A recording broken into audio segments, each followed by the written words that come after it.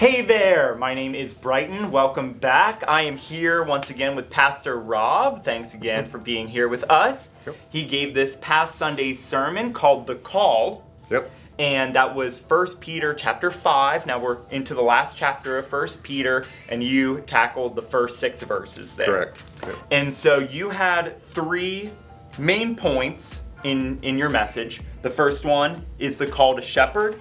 Then you had the call to lead, and then the call to humility. Right. So let's just kind of like walk right down through those and see where the conversation leads. So the first one, the call to shepherd, and we were talking a little bit earlier before we hit record that Peter is referring to the elders here in this chapter.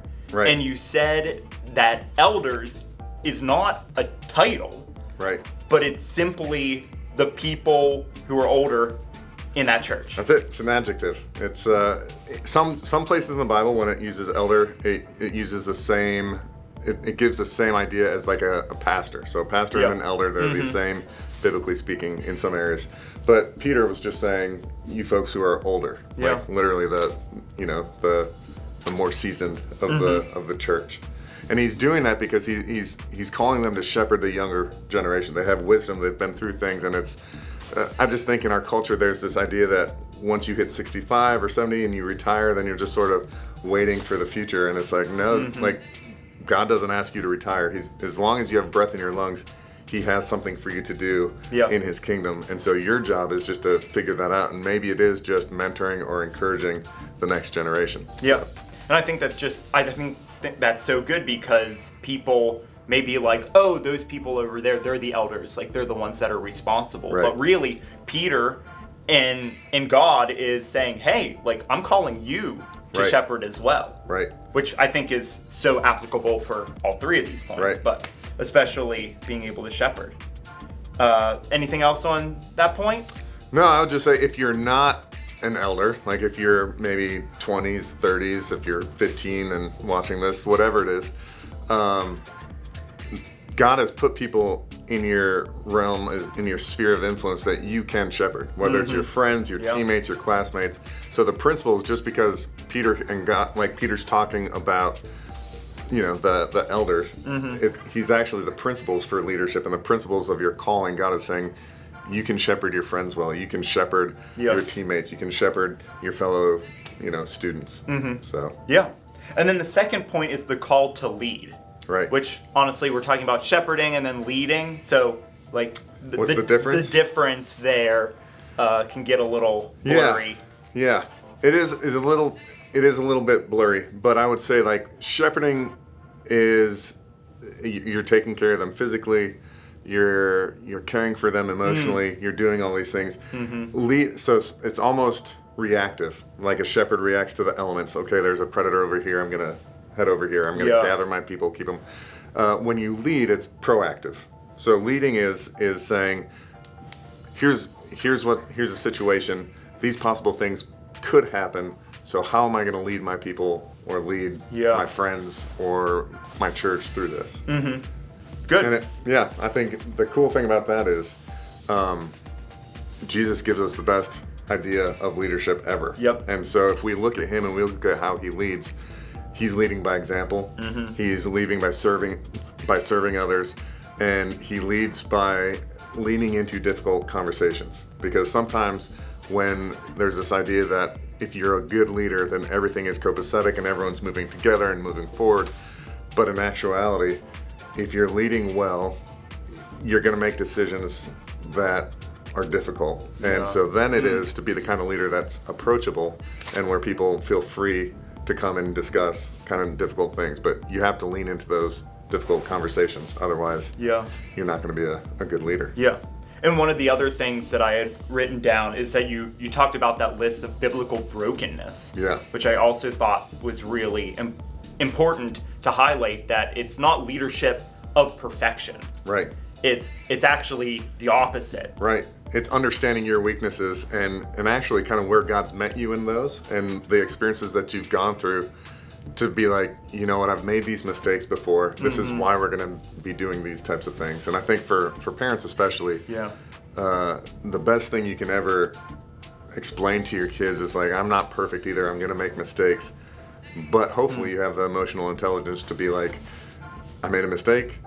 We're going to move forward in this, and we're both going to learn from it and, do those types of things. Yeah. Great.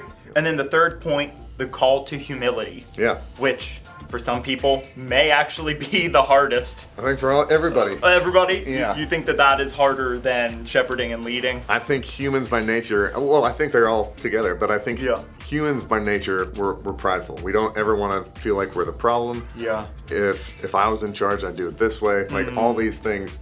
And so like, I mean, as I was writing that list, I was just like, I struggled in that, I struggled in that, I struggled in that, I struggled in that. And it's an ongoing, it's a battle to stay humble. I mean, because the one thing that you never want is, like, God opposes the proud. Yes. But he gives favor to the humble. And so, like I said, the opposing of the proud isn't necessarily saying you're not going to accomplish what you want to accomplish, but it's, you might not feel the fulfillment, you might not experience the abundance. And really, when you lead well and you see, this is why I love working with students so much, you see God get a hold of their hearts and then transform them into what, like, it's kind of a shadow of what they're going to be in the future. Yeah. But it's really exciting to watch. And if we're not humble enough to lead and to take criticism and to admit when we're wrong and to stop comparing ourselves to whatever it is, like, if we don't do those things, then we're never going to be able to see and experience the joy that, like, good leadership and good shepherding brings. Yeah, and it's kind of easy to see pride really sneak in, especially in our American culture. Yeah. But obviously Peter was not directly writing to Americans. Right. He was writing to other people, another church. Yeah. So this is actually a human problem. Correct. Yeah. I think look at the original sin, right?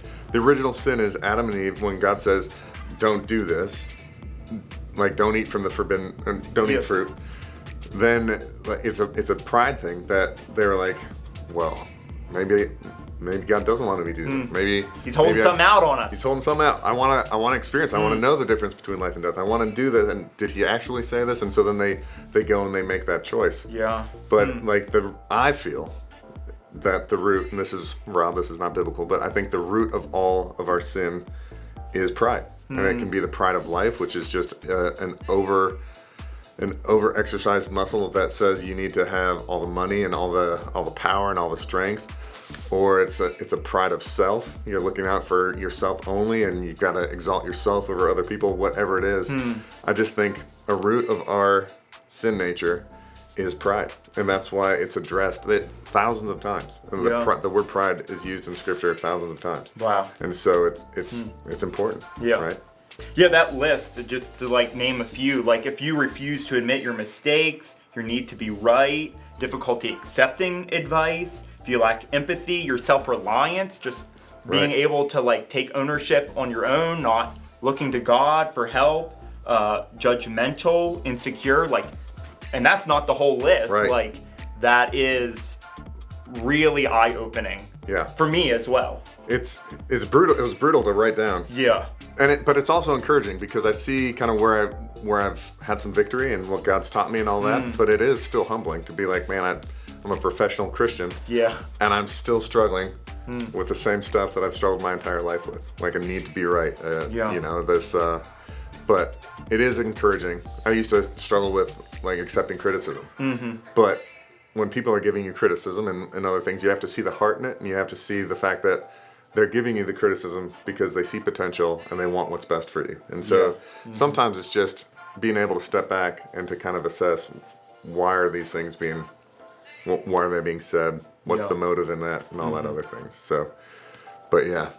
So what would you say is the encouragement in that to seek, obviously continuing to seek after Jesus in the Lord, to reveal those things? Right. I guess my encouragement with that list itself, to know where you're going, you have to know where you've been.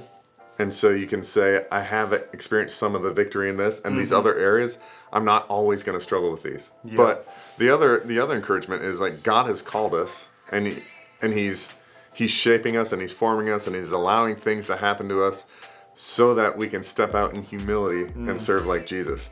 Because all I want to experience when I'm done is not, I don't want Jesus sitting up there and being like, man, look what Rob did. He did this, he did this, he did this, he did this. I don't want any of that. I just want Jesus to look at me and say, well done, man. You had some things to overcome, and you did it, and you served the way that I wanted you to serve. So well done, my good and faithful servant. Yeah. And so if we can all get to a heart of that, then I think what can happen is there can be some healing and broken relationships within the church and within the congregation. And I think that as we unite together and we're one with one accord, just like they were on the Pentecost Sunday, they're all up in the upper room praying together, fervently seeking after God. I'm sure they're not praying for the same thing, and they have different ideas of how things should be done. But God shows up in that, and then He directs you, and then what happens? Like God's abundance overflows, and then we're on fire as a church, and we're moving forward. Yeah. So. Wow. Yeah. That's great. Great encouragement. Hopefully you have been encouraged with this conversation. So we have one remaining passage here as we finish up 1 Peter, and then we'll kind of be moving into Thanksgiving and Advent. That's right. All right. Have a great rest of your week. See ya.